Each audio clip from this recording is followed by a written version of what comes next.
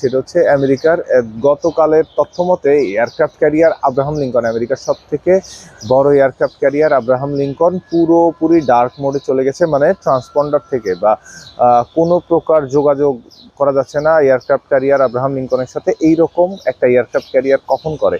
যখন অ্যাটাক মোডে যাওয়ার একটা বা গোপন মিশনে যাওয়ার জন্য তারা পুরোপুরি প্রিপারেশন নেয়, তো তখন তারা হচ্ছে নিজের দেশ থেকে বা কোনো প্রকার ট্রান্সপন্ডার বা হচ্ছে ট্রান্সমিটারের সঙ্গে তারা কোনো যোগাযোগ রাখে না। আমেরিকা যা চায় তা যে কোনো মূল্যে, মানে ডলার অথবা তাদের পাওয়ার, যে কোনো একটা কিছু দিয়ে তারা অ্যাচিভ করেই নেয়। এর জ্বলন্ত উদাহরণ হচ্ছে যে ভেনেজুয়েলাতে যেটা হলো, মাদুরোকে একদম দেশ থেকে, তারই বাসস্থান থেকে তুলে নিয়ে আসলো। এমন একটা ঘটনা আসলে ইরানের ক্ষেত্রেও ঘটতে পারতো, কিন্তু ইরানের জনগণ বলেন, ইরানের সামরিক বাহিনী বলেন, ইরান সরকার বলেন এতটা শক্তিশালী বা এতটা দেশপ্রেমিক, যার জন্য এইটা আর পারে নাই। তো এরপরে আমেরিকা আসলে ইরানের সঙ্গে কি করছে, ইসরায়েলকে প্রকার লেলায় দিছে ইরানের পিছে লাগার জন্য, বাট তাতেও অনেকগুলো বছর চলে গেছে, আমেরিকা তাতে কোনোভাবেই সফলতা অর্জন করতে পারে নাই। যখন দেখছে আসলে ইসরায়েলকে লেলিয়ে দিয়ে বা মোসাদ এজেন্টরা ওখানে খুব বেশি সফলতা অর্জন করতে পারছে না, তখনই আমেরিকা আসলে চিন্তা করলো যে দেখি তাদের মধ্যে কোনো প্রকার একটা বিদ্রোহের সুর বা তাদের মধ্যে তাদের দেশকে কোনোভাবে উত্তাল করা, ইন্টারনাল একটা ক্ল্যাশ লাগানো যায় কিনা। যারই ফলশ্রুতিতে এই যে 10-15 দিনের যে একটা জনগণের মধ্যে একটা ক্ষোভ আন্দোলন, যে সরকারি বাসভবন পোড়ায় দেওয়া, তারপর হচ্ছে বিভিন্ন বাহিনীর সঙ্গে সংঘর্ষে লিপ্ত হওয়া, এমনই একটা প্রবণতা খুব বেশি এই রিসেন্ট টাইমে দেখা গেছে। কিন্তু দিন শেষে ইরানের জনগণই বলেন বা মেজরিটি পার্সেন্ট জনগণই ইরানের সরকারের পক্ষে ছিল, ইরানের সরকারের কাজকর্মে যথেষ্ট পরিমাণে খুশি। দ্যাটস ওয়াই আসলে আমেরিকা ওইখানে খুব বেশি সফলতা অর্জন করতে পারে নাই। যখন ওই আন্দোলনে আমেরিকা সফলতা অর্জন করতে পারে নাই, তো আমেরিকা বর্তমান যে স্টেপটা নিতে যাচ্ছে, ট্রাম্প মুখে মুখে যতই বলুক যে আমরা আসলে ইরানের সাথে কোনো প্রকার ক্ল্যাশে যাইতে চাই না, ইরানকে হুমকি ধামকি দিচ্ছে, বাট আক্রমণে আমরা করব না, ইরান আমাদের কাছে ক্ষমা চাচ্ছে বা ডিলের জন্য তৈরি। ওইদিকে ইরান আবার বলছে যে আমরা কোনো ক্ষমা কেন চাইতে যাবো আমেরিকার কাছে, বা আমেরিকার সঙ্গে কিসের ডিল, কোনো নেগোসিয়েশনে কোনো নাই। হ্যাঁ, তবে নেগোসিয়েশনের জায়গা অবশ্যই খোলা আছে, তবে অবশ্যই বড় ভাই ছোট ভাই এমন আচরণ না, সমঝোতা হবে সমতার ভিত্তিতে। কিন্তু আমেরিকা বড় ভাই, মানে আমেরিকার যে দাদাগিরি, ওই দাদাগিরি বা একচ্ছত্র আধিপত্য, এইটা স্ট্যাবল রাখার জন্য আমেরিকা হচ্ছে বিভিন্ন দেশকে ছোট করে চলেছে।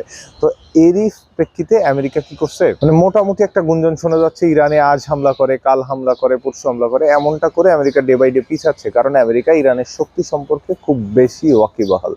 আমেরিকা জানে ইরানে ডিরেক্ট হামলা করলে ইসরায়েল ছিন্ন বিচ্ছিন্ন হয়ে যাবে। নট অনলি ইসরায়েল ছিন্ন বিচ্ছিন্ন হয়ে যাবে, আমেরিকা জানে ইরানে হামলা করলে ইসরায়েল ছিন্ন বিচ্ছিন্ন করে দেবে ইরান ইসরায়েলকে।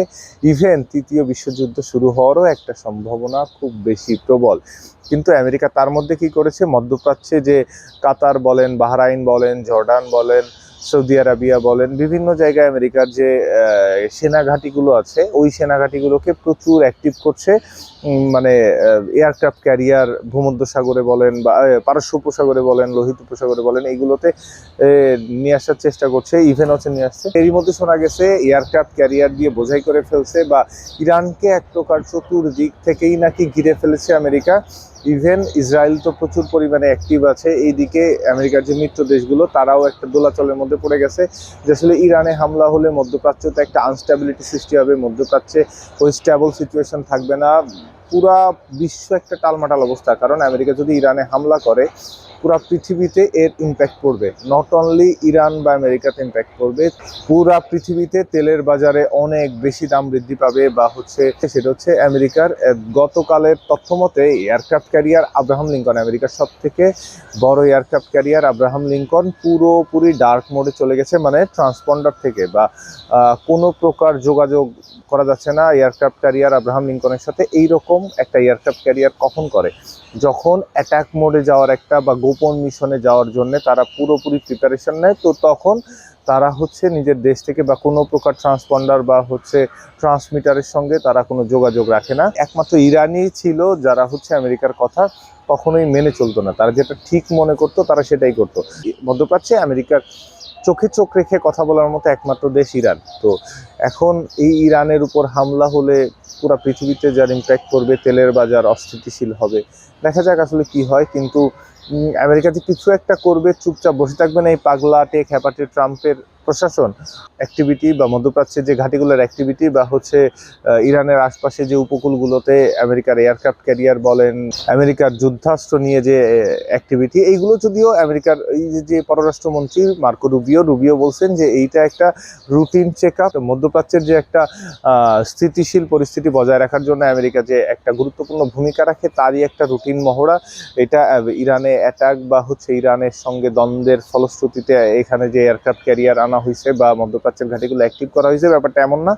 এইটা আমাদের একটা রুটিন চেক আপ বা হচ্ছে রুটিন মহড়ার মধ্যেই পড়ে, কিন্তু ইরান এটাকে হুমকি হিসেবে, থ্রেট হিসেবে দেখছে। ইরান সরকার থেকে বলা হয়েছে যদি ইরানের উপর কোনো প্রকার হামলা হয়ে থাকে, সামরিক হামলা হয়ে থাকে, ইরান এটিকে যুদ্ধ হিসেবেই আখ্যা দেবে বা এটা যুদ্ধের চোখেই দেখবে। তো ইরান এইটা রিটালিয়েশনে ওইভাবেই যাবে। তো ইরান ইসরায়েলকে এক প্রকার হুমকি দিয়ে রাখছে যে ইসরায়েলকে ছিন্ন বিচ্ছিন্ন করে দেবে। ইভেন হচ্ছে আমেরিকারও এর থেকে তারপর কোনো সুযোগ নাই। ইভেন আর একটা সবচেয়ে বড় হুমকি যেটা দিছে সেটা হচ্ছে যতগুলা মধ্যপ্রাচ্যে ঘাঁটি আছে সেগুলো উড়াই দিতে চাইছে ইরান। ইভেন হচ্ছে এই যে এয়ারক্রাফট ক্যারিয়ারগুলো নিয়ে আসছে, এই এয়ারক্রাফট ক্যারিয়ারগুলো আমেরিকাকে হুমকি দিছে ইরান যে আমার মিসাইল মেরে তোমার এয়ারক্রাফট ক্যারিয়ার পুরো ডুবাই দিব। সো আমার উপর আক্রমণ হলে তুমি যে খুব বেশি রক্ষা পাবো, ব্যাপারটা এইটা ভাবার তোমার আসলে কোনো চিন্তা নাই। আমেরিকাও আসলে ইরানের হুমকিকে হুমকি হিসেবেই দেখছে। খুব আমেরিকা চিন্তা ভাবনা করেই হয়তো কাজ করবেন। যাই হোক, এইভাবে ডিরেক্টলি আসলে বলাও যাচ্ছে না যে যুদ্ধ লাগবে কি লাগবে না, কারণ আমেরিকার সতর্ক ভূমিকা। এই দেশটার নাম হচ্ছে ইরান। ইরানের উপর হামলা করলে এর ফল কি হতে পারে এটা আমেরিকা খুব ভালো করেই জানে। তো এখন দেখা যাক আসলে কি হয়। যুদ্ধ কখনোই কাম্য না।